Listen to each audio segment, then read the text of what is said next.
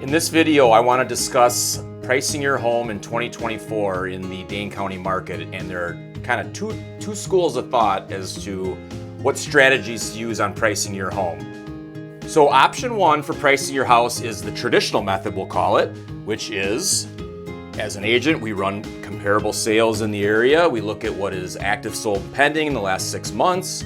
We figure out what features you have compared to the features of the other properties. It's not always easy, when you don't get to see the inside of all the houses. You can look at pictures, you can look at virtual tours. That does help a ton, but it's not always perfect because there's certain things you probably just can't see, or I know you can't see, without being there in person. So in that scenario, you figure out, well, this house is better than yours. This house is lesser than yours. You fit somewhere in here. So this is where we're gonna price it, and we'll let the market determine where your price is gonna ultimately fall. Because no matter what you list the price at, the market is always gonna determine what the end value is, whether the price drives up or negotiates down. So the second school of thought for pricing kind of came about during the pandemic when agents couldn't keep up with the rising values. It was very difficult. You'd price a house based off of a few sales, like I just said. You'd see these houses selling and you'd put it up in that,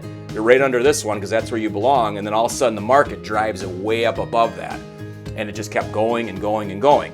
Well, it created a new strategy for agents that are still doing it and pricing houses intentionally low to try to create a feeding frenzy and drive the price up. Personally, I don't like it that way because it creates a lot of unnecessary showings and offers that aren't going to necessarily help you as a seller get more money.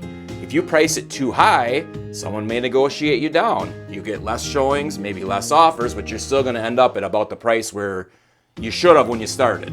Now, if you price it low, you're going to obviously be getting tons of traffic, offers, and you're going to be eliminating a bunch of buyers that are just never going to be able to buy that property in the first place because their max price might be right at the price you started at. So a couple different schools of thought. I guess, I have my own opinions on what I prefer to do. Other agents may have their own opinions on what they prefer to do.